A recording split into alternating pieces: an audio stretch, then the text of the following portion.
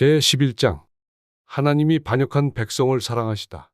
이스라엘이 어린아이일 때에 내가 그를 사랑하여 내 아들을 이집트에서 불러냈다. 그러나 내가 부르면 부를수록 이스라엘은 나에게서 멀리 떠나갔다. 짐승을 잡아서 바알 우상들에게 희생제물로 바치며 온갖 신상들에게 향을 피워서 바쳤지만 나는 에브라임에게 걸음마를 가르쳐 주었고 내 품에 안아서 길렀다. 죽을 고비에서 그들을 살려주었으나 그들은 그것을 깨닫지 못하였다. 나는 인정의 끈과 사랑의 띠로 그들을 묶어서 업고 다녔으며 그들의 목에서 멍에를 벗기고 가슴을 헤쳐 젖을 물렸다. 이스라엘은 이집트 땅으로 되돌아가게 될 것이다. 이스라엘은 아시리아의 지배를 받게 될 것이다. 그들이 나에게로 돌아오기를 거부하기 때문이다. 전쟁이 이스라엘의 성읍을 휩쓸고 지나갈 때에 성문 빗장이 부서질 것이다. 그들이 헛된 계획을 세웠으니 칼이 그들을 모조리 삼킬 것이다. 내 백성이 끝끝내 나를 배반하고 바알을 불러 호소하지만 그가 그들을 일으켜 세우지 못할 것이다. 에브라임아, 내가 어찌 너를 버리겠느냐? 이스라엘아, 내가 어찌 너를 원수의 손에 넘기겠느냐? 내가 어찌 너를 아드마처럼 버리며 내가 어찌 너를 스보임처럼 만들겠느냐? 너를 버리려고 하여도 나의 마음이 허락하지 않는구나. 너를 불쌍히 여기는 애정이 나의 속에서 불길처럼 강하게 치솟아 오르는구나. 아무리 화가 나도 화나는 대로 할 수 없구나. 내가 다시는 에브라임을 멸망시키지 않겠다. 나는 하나님이요, 사람이 아니다. 나는 너희 가운데 있는 거룩한 하나님이다. 나는 너희를 위협하러 온 것이 아니다. 주께서 사자처럼 부르짖으신다. 이스라엘 사람들이 주의 뒤를 따라 진군한다. 주께서 친히 소리치실 때에 그의 아들딸들이 서쪽에서 날개치며 빨리 날아올 것이다. 이집트 땅에서 참새 떼처럼 빨리 날아오고 아시리아 땅에서 비둘기처럼 날아올 것이다. 내가 끝내 그들을 고향집으로 돌아오게 하겠다. 나 주의 말이다. 이스라엘과 유다가 규탄을 받다. 에브라임은 거짓말로 나를 애워싸며 이스라엘 가문은 온갖 음모로 나를 옥죄고 있다.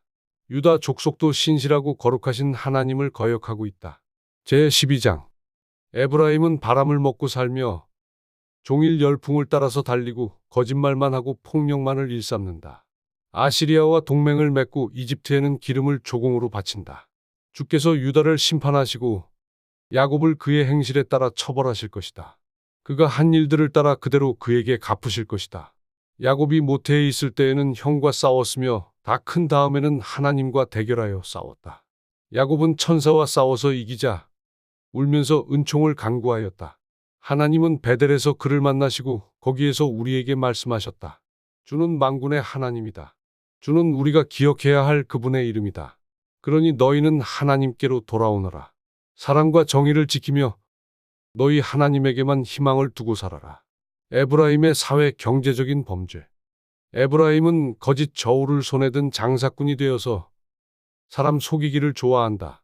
그러면서도 에브라임은 자랑한다. 아, 내가 정말 부자가 되었구나. 이제는 한미천 톡톡히 잡았다. 모두 내가 피땀을 흘려서 모은 재산이니 누가 나더러 부정으로 재산을 모았다고 말하겠는가?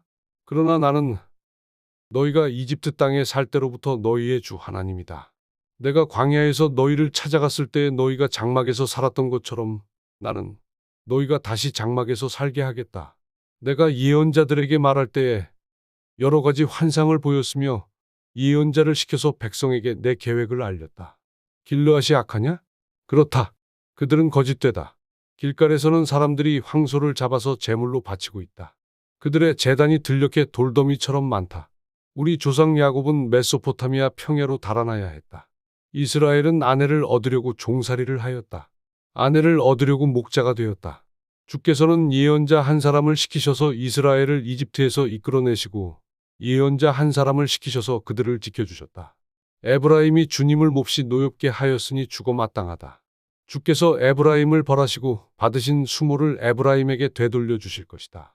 제13장 이스라엘에 대한 최후의 심판. 에브라임이 말만 하면 모두 떨었다. 온 이스라엘이 그렇게 에브라임을 우러러보았는데 바알 신을 섬겨 죄를 짓고 말았으므로 이제 망하고 말았다. 그런데도 그들은 거듭 죄를 짓고 있다. 은을 녹여 거푸집에 부어서 우상들을 만든다.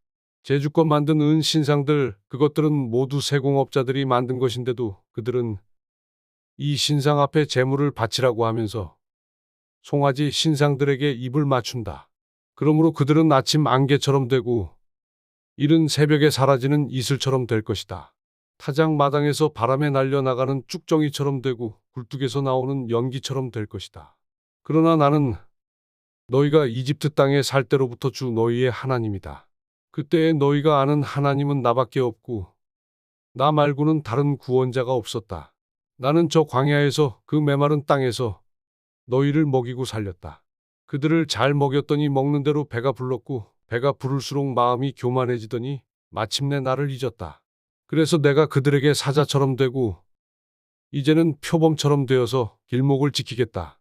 새끼 빼앗긴 암곰처럼 그들에게 달려들어 염통을 갈기갈기 찢을 것이다. 암사자처럼 그 자리에서 그들을 뜯어먹을 것이다. 들짐승들이 그들을 남김없이 찢어 먹을 것이다. 이스라엘아, 내가 나를 대적하니 너를 돕는 자를 대적하니 너는 이제 망했다. 왕과 대신들을 세워 달라고 조르더니 도대체 너의 왕이 지금 어디에 있느냐? 너를 구원하라고 하여라. 대신들이 지금 어디에 있느냐? 너의 모든 성읍에서 샅샅이 찾아보아라.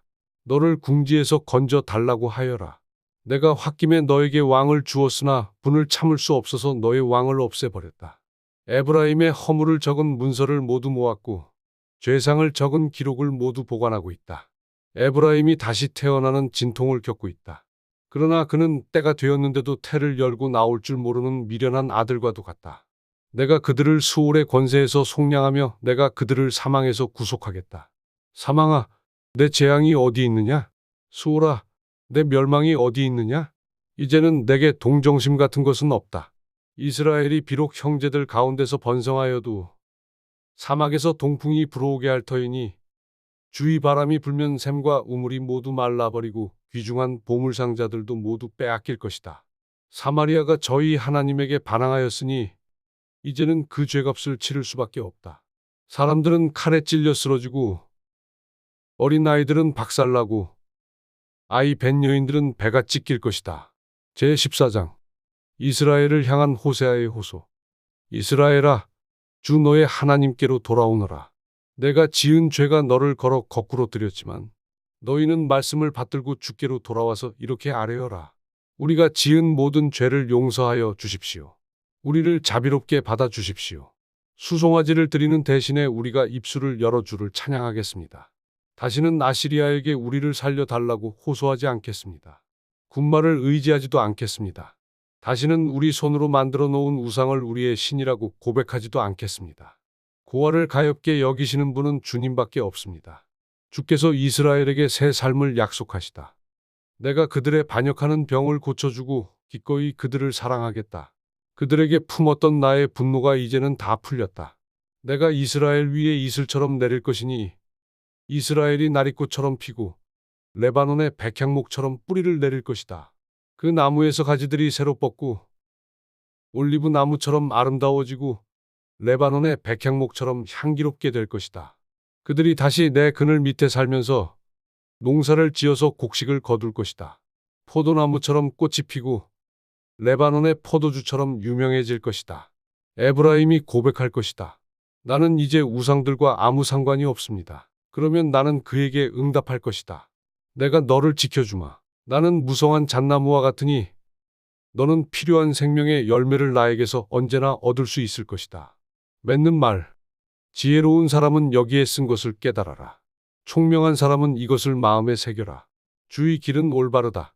의로운 백성은 그 길을 따라 살아가지만 죄인은 비틀거리며 넘어질 것이다.